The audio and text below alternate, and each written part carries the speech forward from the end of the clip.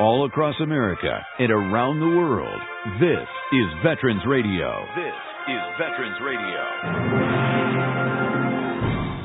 And now, your host for today's program, Dale Throneberry.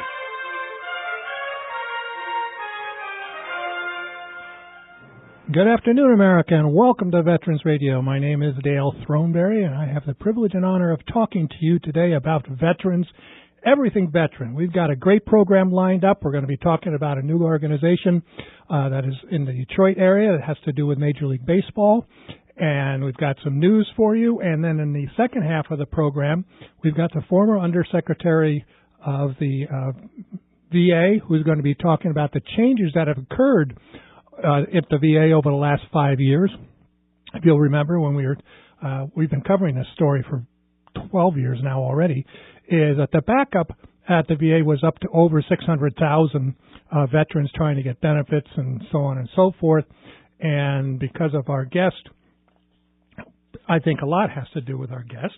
And this is retired Brigadier General Allison Hickey, kind of streamlined the VA and finally brought in some magic technology. So you got to stay tuned for that. That's an interview that I did with Jim Falzone and General last week.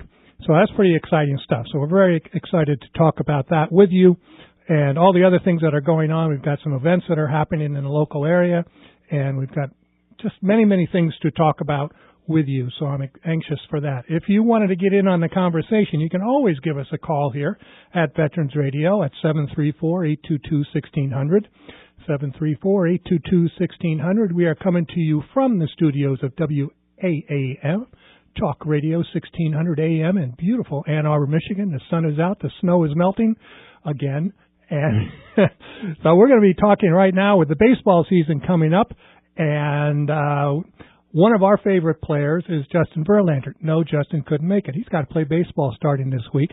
But he did start an organization called Wins for Warriors Foundation. And joining me right now on the line is the CEO and Big Cheese over there at the Wins for Warriors, and that is Sandy Hudson. Sandy, welcome to Veterans Radio. Thanks, Dale. It's glad to be with you. I'm very happy to have you with us as well. Here in the Detroit area, hope springs eternal, as we always say, for all of our sports teams, and we're hoping again that this year the Tigers will finally get to the World Series and win this one for us. We've been very patient. They've got a real shot this year, and from Justin's perspective, the team is complete in terms of pitching and hitting, and so I really look forward to the season as well. I do too. I think it's going to be very exciting, but almost exciting as Justin Verlander's Wins for Warriors Foundation. Can you tell our audience about that, please? Sure can. Justin launched this initiative about 2.5 years ago. He wanted to give back, and he has two grandfathers that were veterans. And did service, and he wanted to do something, but he just didn't want to do something just for veterans. So what he did is he really focused his efforts around the hidden killer of PTSD and traumatic brain injury. So when he launched it with a commitment 2 years ago with $1 million, he really focused some giving around some top-notch national organizations such as Give an Hour, the Mission Continues. Even some of our grant dollars went to Ann Arbor, to the University of Michigan's Depression Center, where they have a MSPAN program that supports veterans and the families on weekend retreats, all in the effort to help to diminish the effects of transition back into civilian life and the effects of PTSD and traumatic brain injury. It wasn't until about last year when we launched an event called the 9K, which was a road race, that he realized that it really wanted to raise some serious money from his efforts, as well as others that wanted to be a part of it. And so that's when he decided to form a foundation, that a public charity 501c3 that could certainly allow for him to continue his efforts, but get others engaged as well, including other celebrity athletes.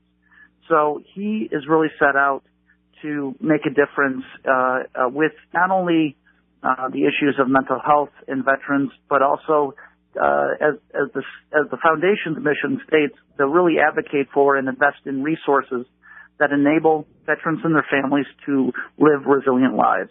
And so it's very positive. It's very, leveraging all of the great things that veterans have going for them, but also to help to make those great things better. Well, so, go ahead. No, I was just going to say it's a great organization, and we've talked with people from Give an Hour here in the local area or in the state of Michigan, and it looks like it's probably the similar thing around the country where they donate time. These are psychiatrists and psychologists who donate an hour a week to talk with veterans and to help them through their recovery, hopefully, from their post-traumatic stress or their traumatic brain injuries and many of the other things. And in fact, we just a couple of months ago, I had a chance to meet Justin up at the Ann Arbor VA Hospital, where they donated a new waiting area up in I think it was the physical rehabilitation wing. Yep. And that was cool because it's got all kinds of baseball pictures and memorabilia and so on up there. And he just seems like a genuinely nice man.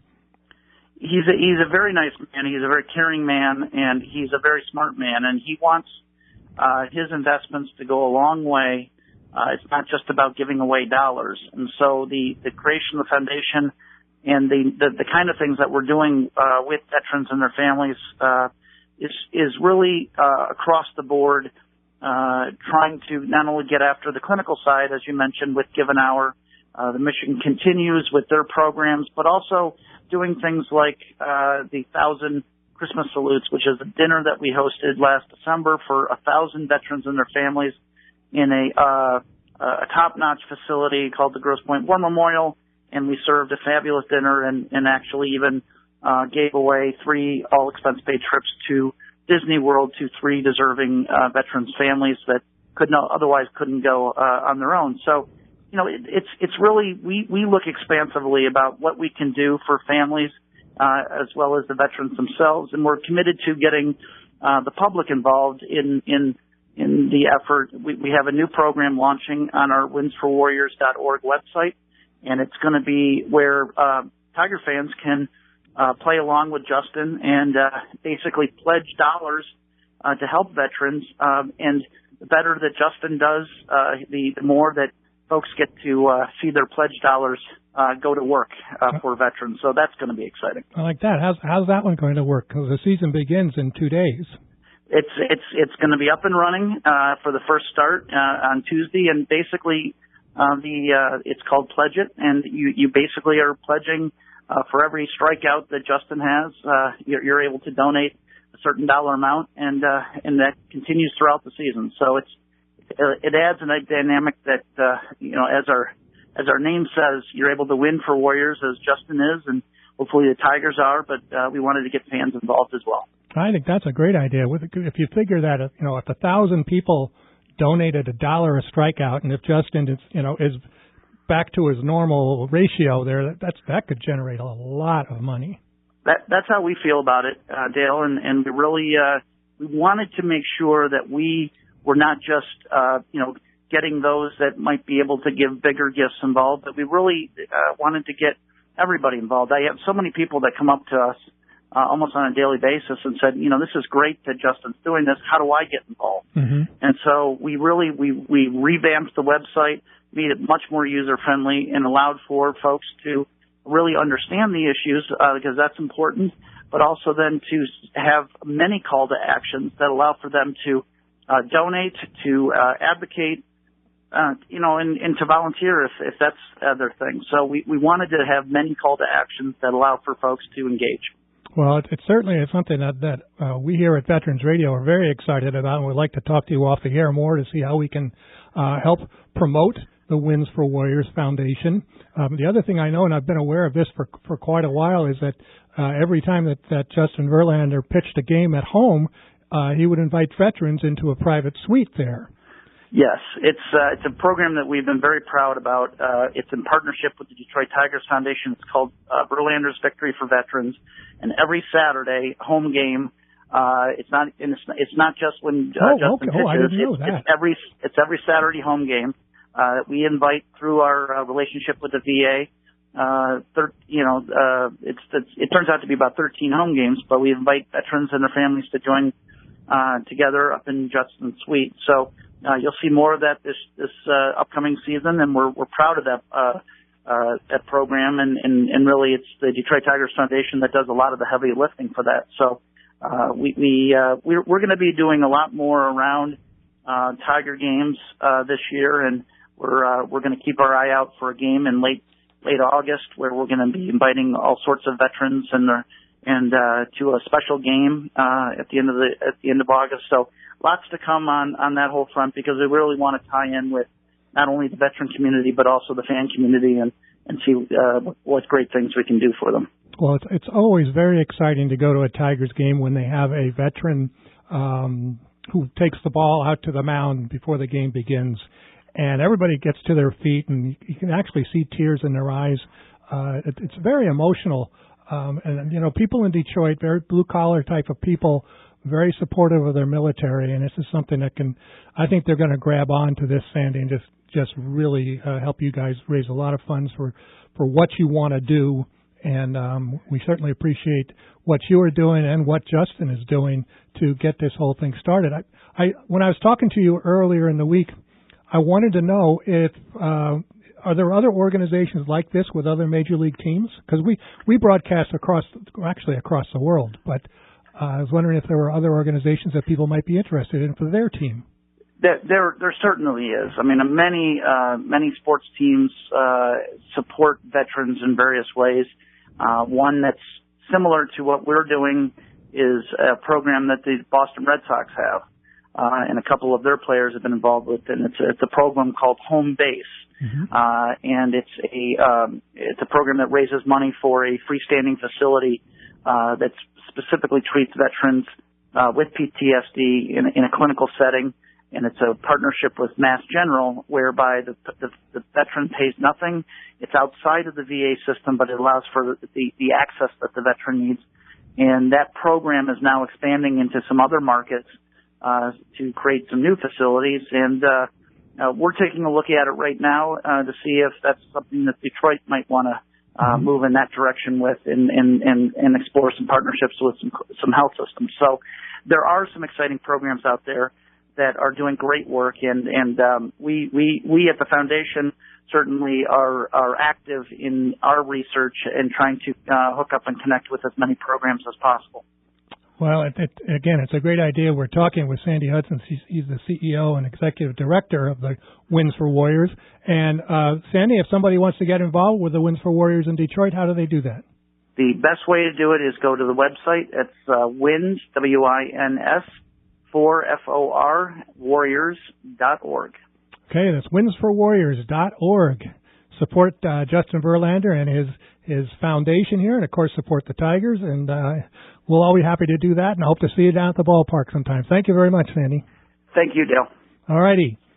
There you go, folks. See, I am just constantly amazed at what civilian organizations are doing to help veterans.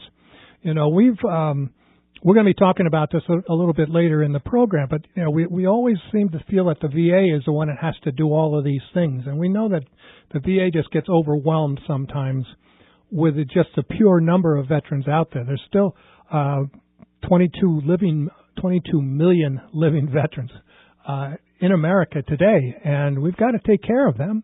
And if they all went to the VA, it's going to get a little crowded over there because the people in Washington, for some reason, they don't seem like they want to do all these things, but nobody ever wants to pony up the money.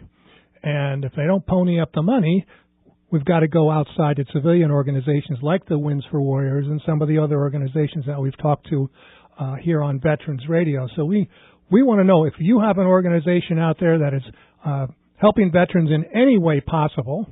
Let us know, and we'll be glad to get you on the air and give you a little promotion, give you a little PR, a little advertising, and so forth, because we know that this is the way. We always take care of our own here in America, and this is what we have to do. So pay attention to that. We've got some events coming up. We're going to take a break right now, and I'll come back and give you a list of upcoming events in the local area and around the world.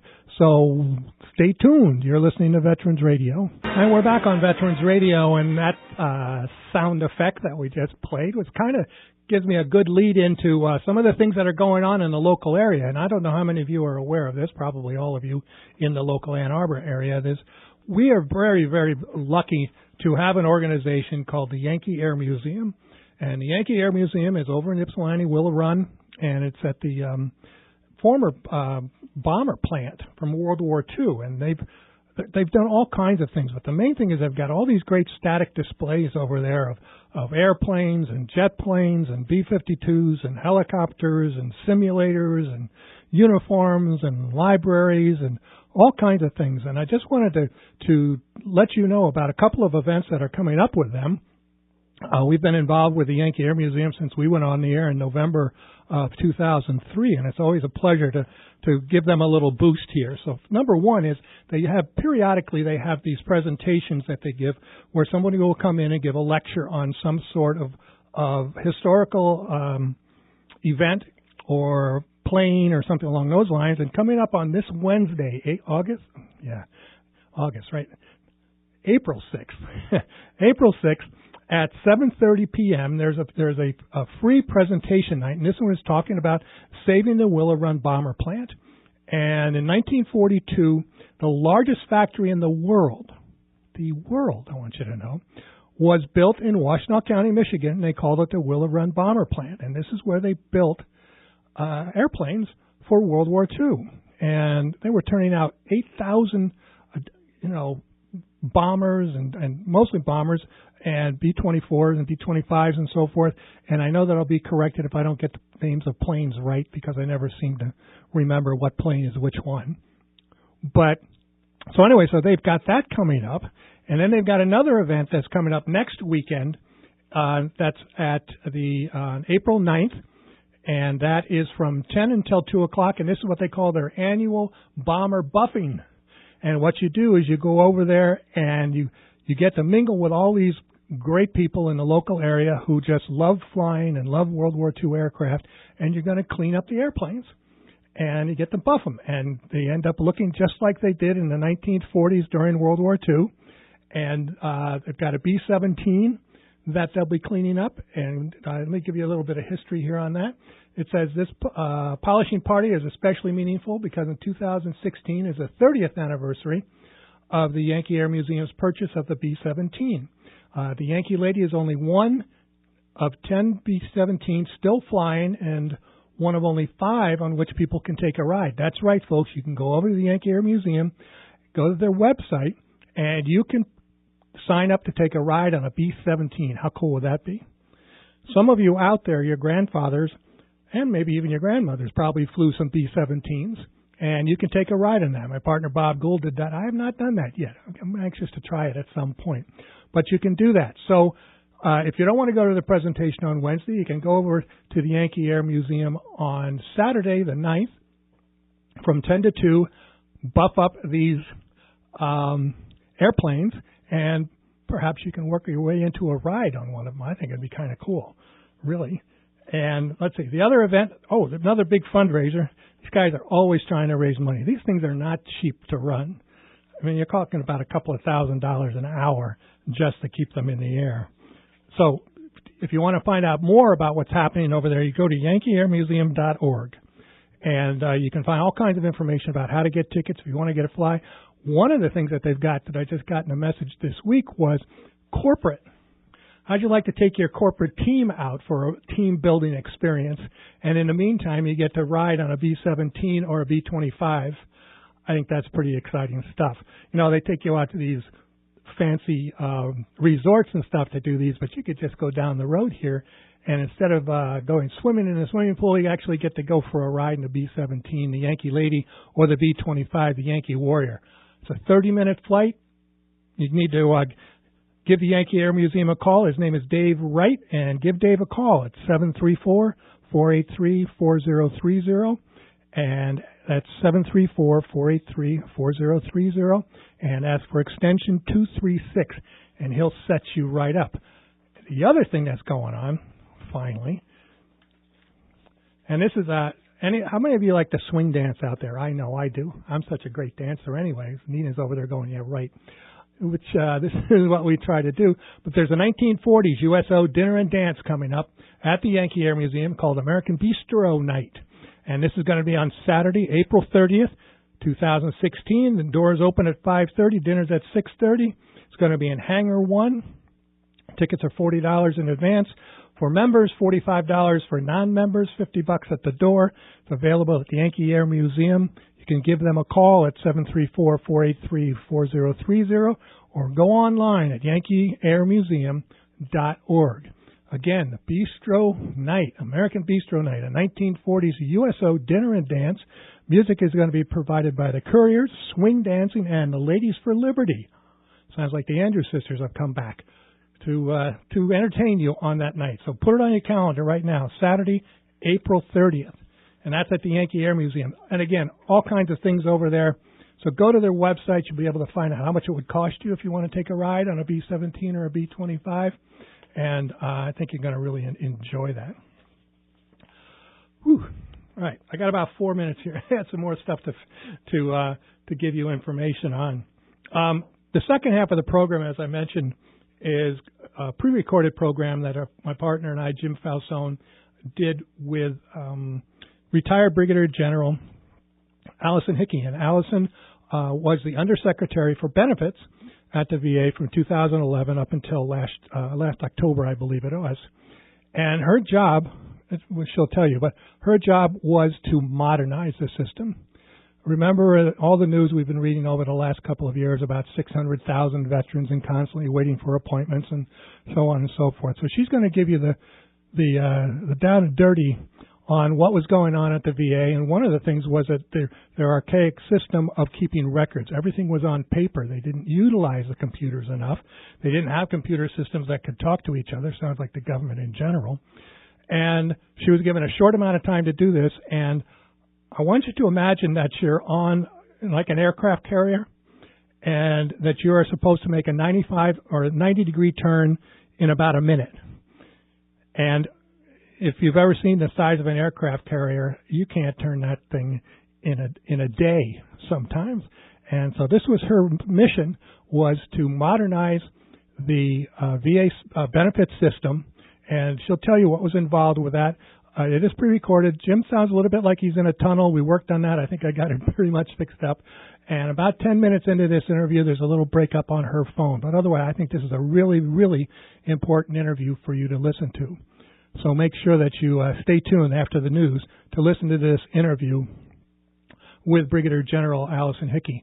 And she was one of the first female graduates of the United States Air Force Academy. She was a pilot, which to me is always cool.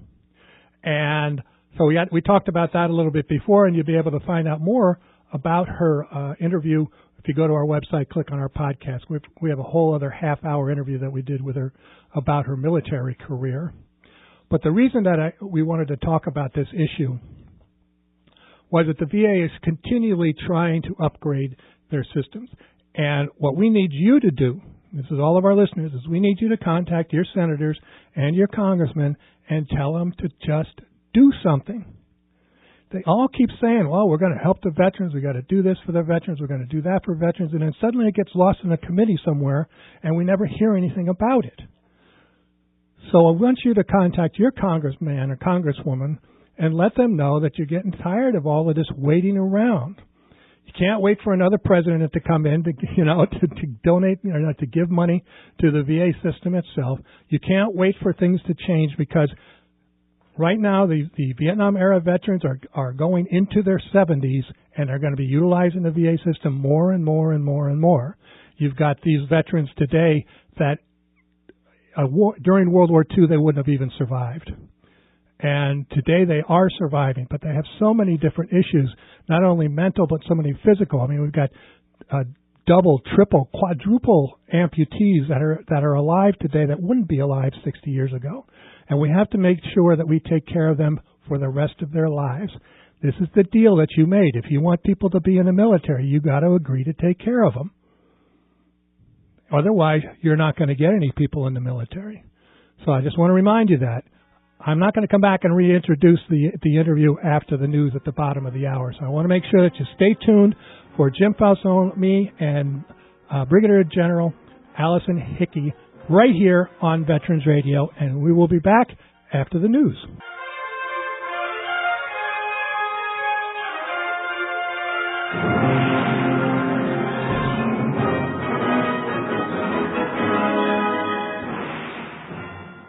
Our guest today is the former Undersecretary for Benefits for the Department of Veterans Affairs, Allison Hickey. Allison, say hello to the Veterans Radio listening audience. Hello, and it's great to be talking with you all today. Well, we're glad to have you, and my partner Dale Throneberry is in the council room with me. Dale, say hello to everyone. I am. Good afternoon, General. Hi, Dale. How are you doing? I am terrific, and we're anxious to learn. We've already learned about your military background, and just to review kind of for our audience is that she's a graduate of the Air Force Academy, a pilot, which is always cool. Did a lot of great things with the Air Force. Was in for 27 years, and retired in November of 2007, and offered this position, I'm guessing, as Undersecretary for Benefits of the Department of Veterans Affairs on 6/6/11, D-Day. Yes, for Allison. And I'm claiming the victory forward. There you go. So, Allison, let's start with this. Our veterans who are listening to Veterans Radio may be very aware of what the Undersecretary for Benefits is involved in, but I suspect most people in the general public don't know what an Undersecretary is and don't know what an Undersecretary for Benefits is at the VA. Maybe you can give us a little background. Yes, so there are, in VA, there are three major areas that respond directly to the Cabinet Secretary and then to the President on all the issues of veterans. One of them is the health side. The person that leads all the medical side or health side is the Undersecretary for Health. Then there is the Undersecretary for Benefit, who leads about 8 different programs, many of which some of your readers may have leveraged, whether it's a disability claim, a pension, a going to school on the GI Bill, a VA home loan program, a voc rehab, an employment kind of program, and insurance, so all the service group life insurance for our military members, and then veteran group life insurance and others for our veterans after they separate or retire. And then finally, while I was there, I stood up the transition portion of VBA, or the Veterans Benefits Administration, as well. And then the last administration is Memorial Affairs, that handles all of the memorials, all the cemeteries that VA has responsibility for and works in that space. Well, and listeners, we're going to refer to the General, with her permission, as Allison during this podcast and interview.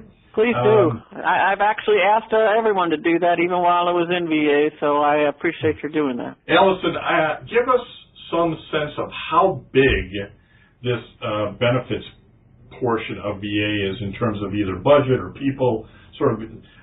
It's amazing to me how big it is, and I think a lot of folks don't understand that, and it later on leads to why there are some complexities. Yes, so if there are 22 million veterans alive today, the Veterans Benefit Administration, between the veterans and the actual service members that they support as well in VA home loans or GI Bills, because they do that as well for currently serving members, it's a 12 million population. A budget of when I left, the budget was $95 billion, of which all but $3 billion of that goes directly into the hands of veterans, their family members, and survivors. So it's not $95 billion for VA. It's $95 billion or $2 billion for veterans, their families, and survivors. So basically, it means there is enough staff in this world for 3 cents on the dollar it takes to distribute $92 billion to veterans every year. The size of the organization was about 21,000 employees, of which about 10,000 are doing what people are most familiar with, at least it seems, but those are disability compensation claims. And then another couple thousand are doing the education claims, the GI Bill claims. And then it spreads out over the other portfolios of benefits that are provided to veterans, including some 700 or 800 people answering phones every day for call-ins and things of that nature. Well, and again, geographically, division or department that you were responsible for covered the entire country a lot of physical presence. So we had 56 regional offices. The one in Michigan is obviously in Detroit, but they also touch other parts of the state. We also, though, have an overseas presence, I say we have one. VA has one. There's a large office in Manila that handles a lot of the veterans who are stationed over there and overseas, and they also now help take, surge work from stations who may be a little swamped. There are also VBA employees in all kinds of countries that are there for separating service members. And there's an awful lot of veterans who live overseas. And so these people support, the questions they might have, the filing concerns, the help they might need from those kind of forward deployed locations. There's also a footprint in Puerto Rico. And they serve the Virgin Islands and some of the other Caribbean areas as well. When you first came to the job in June of 2011, what was the status of the benefits group that you were taking over, did you feel? So first, I will tell you, as everybody probably well remembers in 2011, they had just started responding to the new 3 presumptive conditions for our Vietnam veterans exposed to Agent Orange. And that put 260,000 new claims overnight in their inventory in October of 2010, just before I arrived. And so they were trying to work through those and sort through those and get staff trained on how to do them and get them stood up and try to move forward to start tackling those, which they were required by law to do first. And so by the time I got there, the backlog of claims, which are any claims older than 125 days, had grown to nearly 550,000 claims. They were doing them all by hand in paper with little rubber fingertips on their hands, looking at claims files that could be, upwards of 2 feet tall, not unlike, looking at a little toddler, and memorizing 850 diagnostic codes in their heads. And it was just, when you looked at it, just not an efficient, not an effective process that a lot of really hardworking people were trying to do to their very best, and about 52% of them were veterans themselves, kind of frustrated with the tools they had on hand. And they were falling further and further and further behind. And they didn't like it, veterans didn't like it, and everybody deserved a better answer. There wasn't a technology system. There wasn't a way to file claims online. There weren't standard forms. There weren't rules-based calculators. There was no enabling capability in the technology realm. They weren't organized to do the work in lanes with the work segmented at all. So everything went through one filter. Whether you were the best employee, the longest, most mature employee, you really knew the work, or whether you were brand new in the door, you had the equal opportunity to pull some of the hardest cases. And it just wasn't very well organized under the people, process, or technology realm, and that's what we set out to do, was to create an integrated plan, deliver that plan in 45 days, and execute it on the next 3 years to get that backlog down 90% from where it peaked in 2013 at 611,000 claims, and today it hovers between 70,000 and 80,000 claims, and some of those have very good reasons for not getting done in 125 days, which wouldn't help a veteran if they did them fast. Well, one of the things that, as somebody who's been a practitioner in this area during that period of time, we've seen tremendous progress been made over those last 3 or 4 years.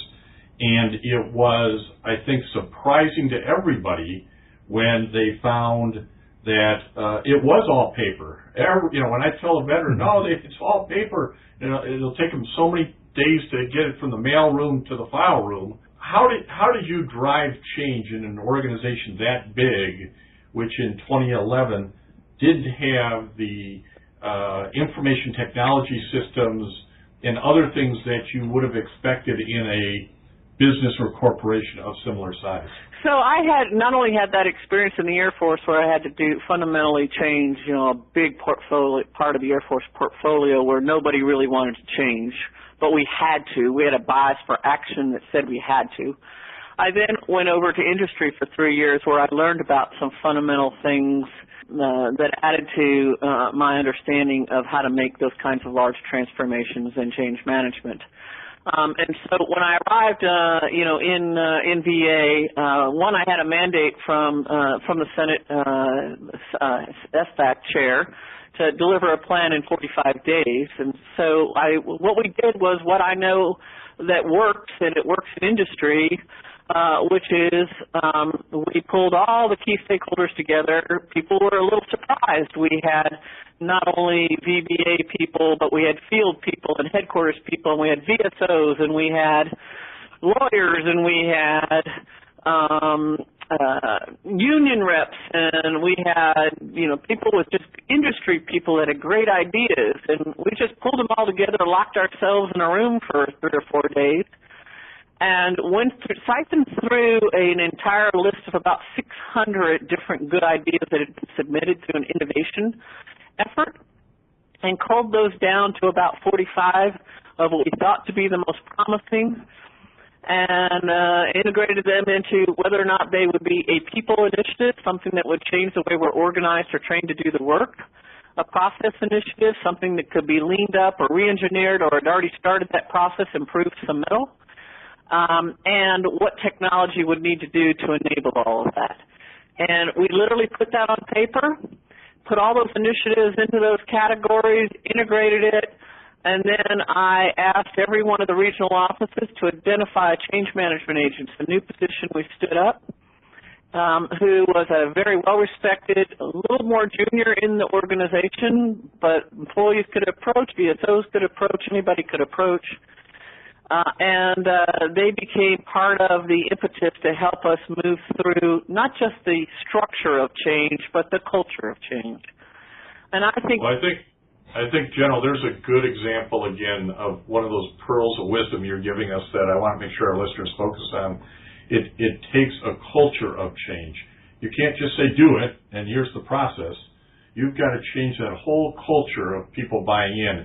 And were there special steps or activities that you undertook to make sure folks throughout the 56 regional offices were buying into the cultural change? Yeah, so one of the things that I believe that every senior leader needs to do, and I personally did this, is when you're going to do that kind of a large change, you've got to get in it up to your, I say, armpits. And I really did that. So in the first week or two I was there, I asked for the all-employee email list, and there was a little nervousness about giving me that. Well, they might respond to you if you send something, and I commented that's kind of the point. And so I started sending personal emails from me. Nobody wrote them for me. I wrote them. If they responded back, I responded. If it got to a veteran, which it typically did, I responded, and I just got involved in a very open communication strategy because I felt like if you don't let people voice their concerns to you and you don't listen and respond, then they don't keep talking to you, and you're going to walk off a cliff when you're trying to lead that large of a change. And part of this was demonstrating that leadership cared and wanted to change. Yes, and what I found too, I went out and immediately went to 12 different regional offices, and instead of going and letting, a leadership person give me a briefing, sitting in a room, with, nice chairs and everything, I said, nope, we're not doing that. You're going to walk me around through the regional office, and I'm going to start wherever the veteran stuff starts. So if it comes in the mailroom, I want to have the full experience of that veteran's, information and communication to us from the get-go, and then how that claim is handled at every step of the way. And I want you to make me a claim and take me through the process. I only had to do that about 3 different regional offices before it became really clear to me where things were broken. And who knew it all along were the actual employees. They just didn't have before sort of the focused effort.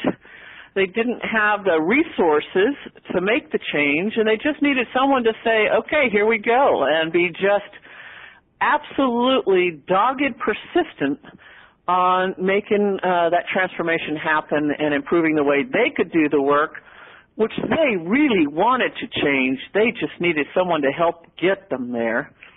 and then all for the betterment of the veteran themselves. So when I arrived, veterans were waiting, as you well know, and many of your readership knows, more than 300 some odd days for their initial claim decision.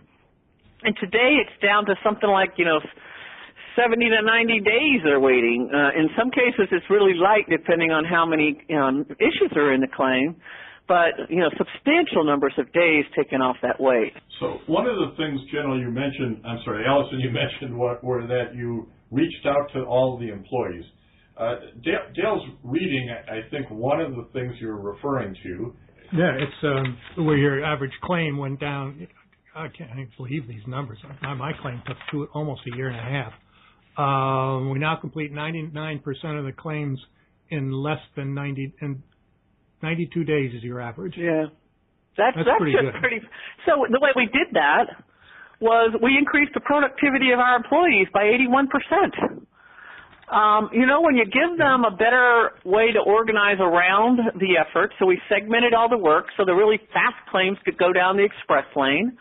Unlike when you go to the grocery store, if you only have one or two items, you don't want to wait behind the person who's got a cartload full. Right. And so we did that. We segmented the work according to lanes, which is what industry does too. So we adopted an industry model. Then we also completely changed our training program. Our poor employees in many cases were showing up, basically sitting next to someone well-intentioned and learning how to do claims by looking over the shoulder. And you just can't do that. Military people know one of the best things about our military in this country is how well we train people to do this mission. We weren't doing that in VBA. We fundamentally overhauled the complete training program and now mandated a complete long training program before you ever even got involved in really touching veteran claims, and really got people up to speed faster with a much higher level of quality.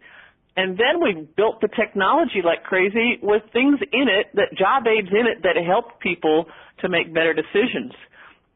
They never had that before, and it wasn't fair for them. People weren't happy with what we were doing in VA in those days before all this. But it wasn't the employee's fault. It was the lack of good people, process, and technology capability that just didn't exist and now does. Well, I was just reading your final love note to all the employees of the VA, and one of your comments was that I thought was very appropriate was, most of these people aren't going to file a claim willy-nilly, and so you put down, remember integrity, quality, grant if you can, deny only if you must. Yeah.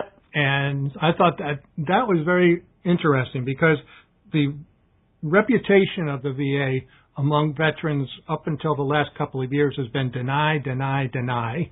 Until you die. Until you die, and then they'll have to worry about your claim because you don't qualify by then. And that was one of the problems that was going on, and that's the perception that you have obviously had a great deal to do with changing that perception.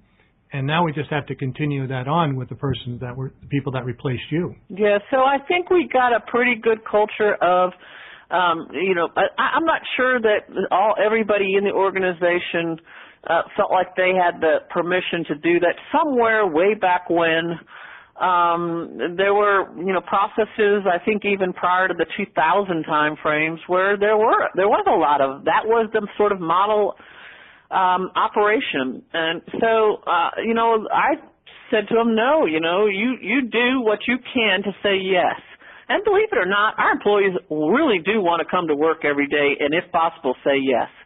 And giving them permission to do that, I told them to put a little sticky note on their computer that had those three things on it to remind them that, that's the way we approach this environment. We figure out how to say yes unless we absolutely can't.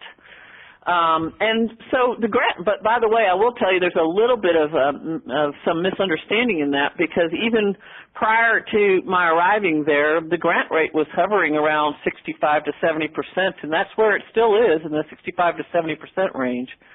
But for those who aren't granted, I fully understand that sometimes that feels, it's not even about, the resources or anything else. It's just about somebody acknowledging something that you're dealing with, whether that's a visible wound of war or a physical or an invisible wound of war, this process for some reason really helps them to feel validated in what they deal with every day.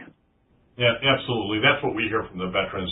They just want somebody at the VA to hear the whole story and give a reasoned approach, which they can accept or not, but they want to feel like they were heard. Yes. In our final 5 minutes, I'd like to cover 3 topics. I know that in the 4.5 years you were the Undersecretary of Benefits at the VA, you were in the hot seat. And I want you to talk to us a little bit about that hot seat. I also want to hear your view on certified case managers, and finally talking a little bit more about successful transformation and change. But let's start with the hot seat. So I fully expected to arrive, and sit directly in the hot seat and stay there for all 4.5 years. But I would say when you're leading that kind of a change and the process has been so broken that, people had some concerns that it should, that you got to do something fast. Well, for change, by the way, this magnitude of change, I don't know anybody in federal government or even the civilian work industry that has made such huge change with such major positive outcomes. I've just never run across it. You just don't bring on 6 enterprise IT systems that are all customer facing, that all enable you to do better across all 8 areas that you have responsibility for that meet the needs of a veteran or family member or survivor in a 3.5-year period of time. It's just unheard of. But still, people are in pain, and there's these feelings that you got to go faster.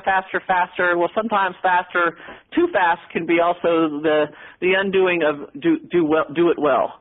And so, and you can spend too much time talking to the critics, yes, or those who are taking resources away from what needs to be done.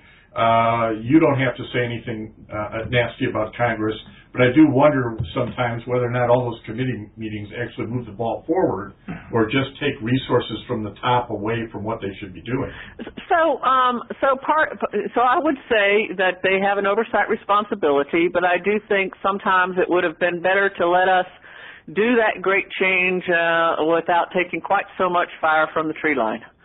Because it did, we were ending up writing, lots of responses that we could have instead have been moving another new initiative forward. And I think that there's a balancing that has to be done around the oversight and the work that people are trying to do to make things better. And so I would encourage good collaboration in those environments to watch the balance there.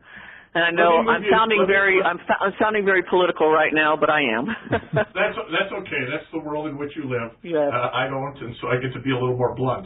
Let me move you to the concept of certified case managers. You and I had some exchange on this, and I think it's really important to get your views out. Yeah. So one of the things I have seen a growing requirement of in industry since I've been out, and even while I was in, is this idea that patients, and I'll use the word patients, though it will convert, you'll see in a second, over to veterans, that human beings, have more than just their medical care requirements in life. They have the complete physical, socio-economic window of a view of their life. You're not going to get a patient or a veteran to pay attention to their diabetes plan when they don't have a job, their family doesn't have food on the table, they're worried about staying in their home, and all the rest of those non-medical side of things. So interestingly enough, we have in certain places in VA case managers around some of our most wounded, ill, and injured, where they are coordinating the efforts of sort of the physical medical response, the non-medical benefits response, and even the end-of-life palliative care and memorial affairs response. And I think, growing that capacity, growing that capability so a veteran has a case manager to work with of some kind will take a lot of the confusion, the navigation issues, the who do I talk to, how do I talk to someone that knows and understands the integration of all these things, because this is my life. I'm not a medical person, and then I'm a benefits person, and then I'm a memorial affairs survivor. You know, I am, all these things are part of my life, and I need somebody to help me navigate that in a broader way. Industry's moving this way towards certified case managers who not only have the responsibility to make sure all the cross-medical communities or issues are addressed, but they're also now calling on and looking for benefits for homelessness or for, you know, employment services or transportation needs or all those kind of things that we do by our DNA in VA. They actually look at us and go, man, you guys have actually got a good model for this. Why aren't we doing more of this in industry? And there's a growing discussion around that. Well, I think it's a great idea, and it would also help VA on the whole customer service front, where I had somebody I could call and feel like they know me and they care about me and they'll navigate me through the system. So, you know, I think it's a great concept. I hope folks in Washington, D.C. are listening to you on this, and we see it blossom a little bit. I do have one thing in closing, if I can share with you, which is for all your women veterans out there, or even your male veterans or your non-veterans who know of women who have served, please, please, please have them go register at the Women in Military Service Memorial. They can do it online. That's one of my new other advocacy perspectives, is to get more women to come forward and other family members to bring women forward who haven't yet registered. So would also leave you with that thought and that passion as well. And that was General Allison Hickey on Veterans Radio. Jim Calzone and I interviewed her last week, talking about some of the changes that have been occurring at the VA, especially the Veterans Benefits part of it. And I think it's important that you know about this, that the VA is doing everything that they can. As I mentioned earlier in the program, it's like trying to turn an aircraft carrier, you know, in a very small room. It doesn't work, and it takes a lot of time. People are very territorial, and so we want to make sure that we continue this process of updating the VA. You know, one of the things that we have been saying here at Veterans Radio since the very beginning is that we like to feel that we are an advocate for veterans issues, and politics has no place in determining what is fair for American veterans. We just want our politicians to keep their promises. We encourage our listeners, all of you out there, civilian and military alike, to get involved in the political process and to make sure that our voices are heard. Because these people were some of the ones that Allison had to deal with. They started to cut her budget. You know, they want you to do these things, but then they don't want to pay for it. So get on the horn, let these people know what's going on. Next week on Veterans Radio, we're going to have another great story for you. I want to make sure everybody knows also that my partner Bob Gould is doing well. He had some surgery this week. If you want to send him an email, send it to bob@veteransradio.net. Until next week, you are dismissed.